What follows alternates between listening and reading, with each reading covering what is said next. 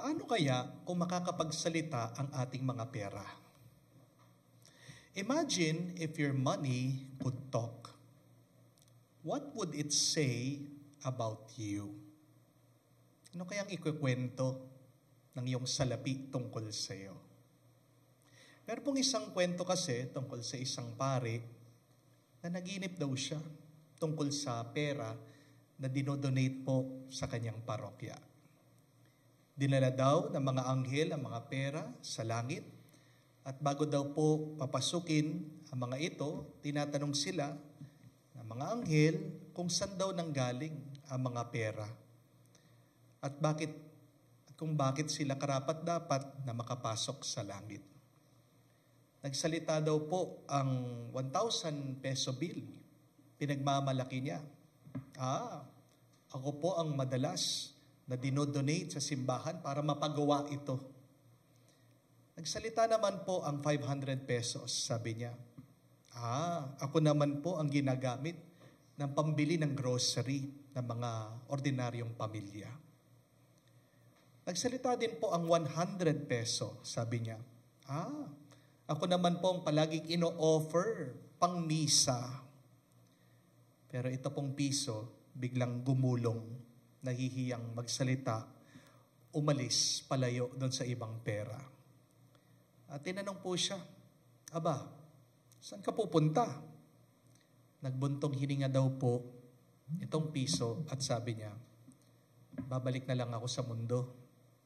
Kasi ako madalas ginagamit sa sugal, sa Karakrus. Ako din madalas ang pinambibili ng sigarilyo. Ako madalas pinambabayad sa bisyo. At kung ako man ay i-offer, ihuhulog sa buslo. Yung nagbibigay, nagrereklamo pa. Kayo po mga kapatid, kung makakapagsalita ang pera nyo, ano kayang sasabihin niya tungkol sa inyo? Because remember, where our money is spent shows where your heart truly lives. Saan mo ginagastos ang pera mo? Nandoon ang iyong puso. Kaya mag-ingat po kayo pagdating sa usapan ng pera. Understand that greed shrinks the soul.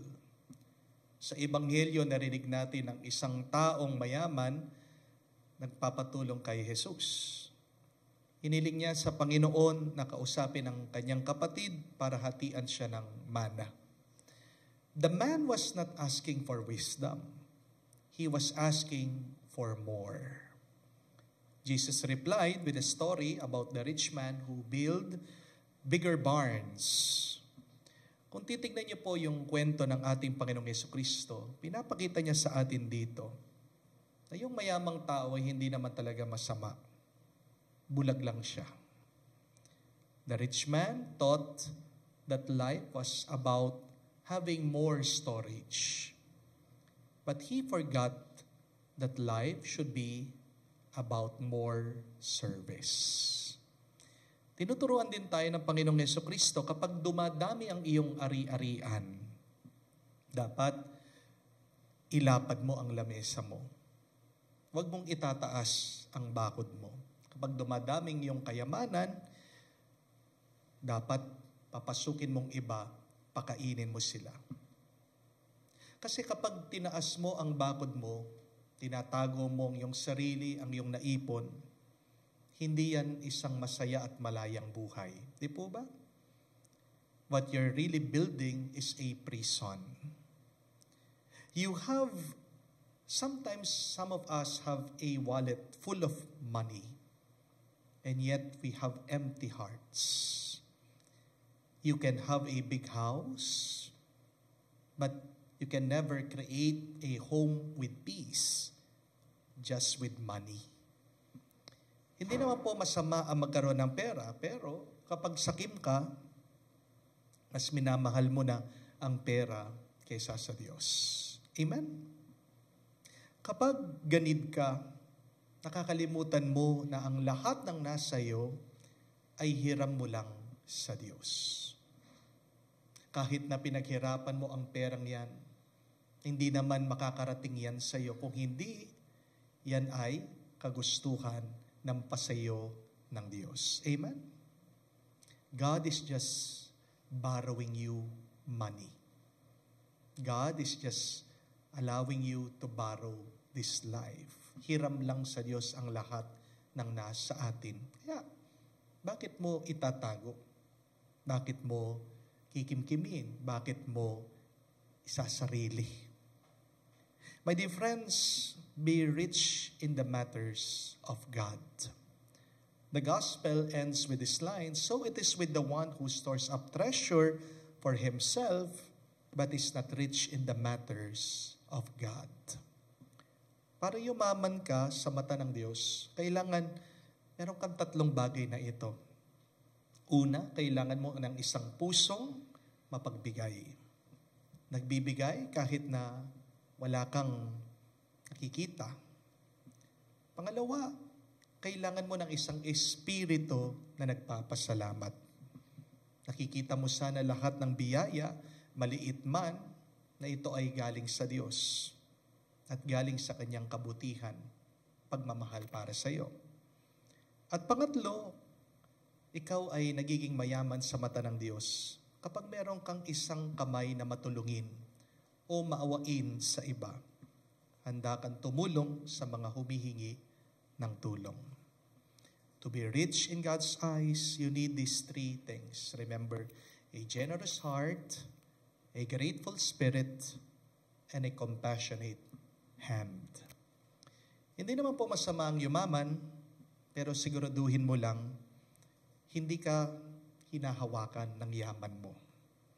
Hindi ka nabibili ng iyong kayamanan. Hindi rin po masama na magkaroon ng gamit. Huwag ka lang magpapagamit sa mga gamit mo. The more that you give, the freer you become. Dahil wala nagpapabigat sa iyo. Di po ba? Because generosity is not about the amount. It is about the attitude. Ang pagiging mabait ay isang ugali. Hindi lang po yan tungkol sa ating ginagawa, sa ating kilos.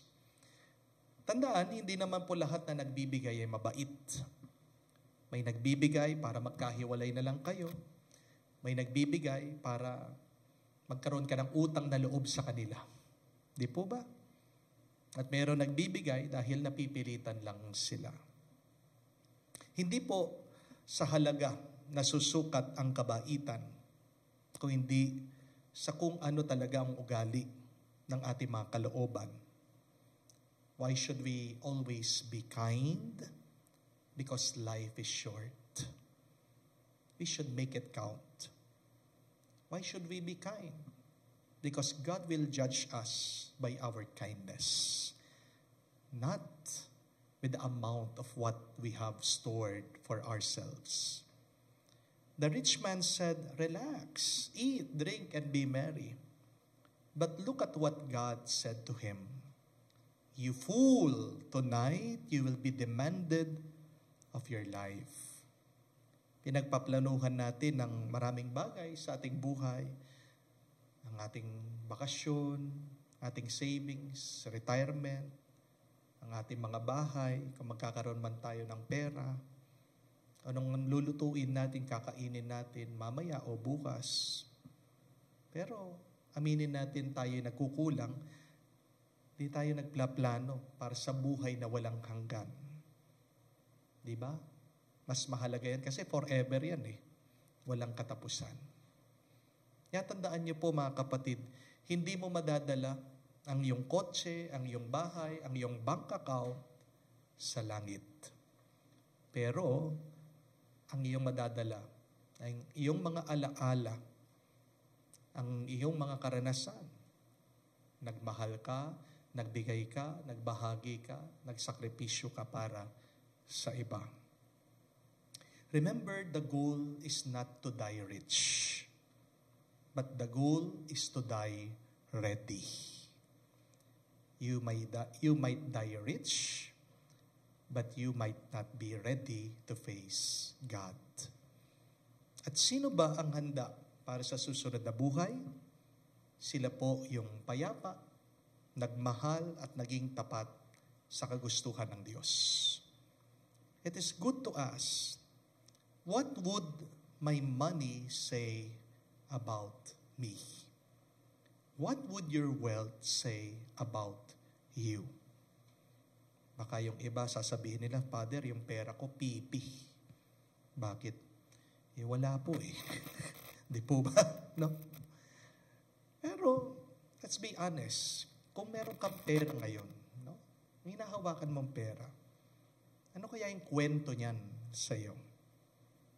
Kung meron ka mang pera, ano kaya ang itsura ng pera mo? Is it a happy money? Or is it a crying money? No?